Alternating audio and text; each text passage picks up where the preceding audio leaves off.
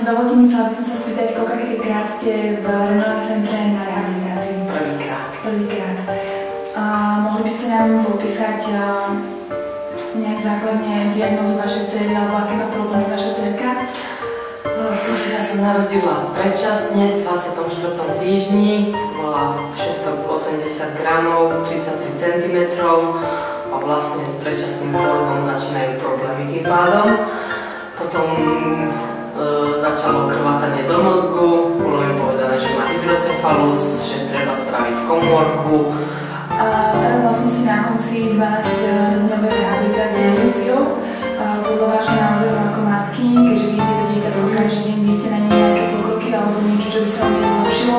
Viete čo, vidím akorát to, že už bola v takom štádiu, že chodila aj sama, prešla dosť veľké kusy. To sa tak si sem tam tým, že rastie a začali sa jej vlastne rotovať špičky dovnútra a nemá až takú stabilitu, tak to chvíľa mi prejde, potom zase začala chvíľku, prešla aj sama, že sa stačilo, sa chytila steny alebo niečo z jednej miestnosti do druhej prešla sama. No tým, že sa to vlastne začalo všetko takto kaziť a rastom a všetkým, tak už nie. No a teraz vlastne po týchto 2 týždňoch tak už zase začína.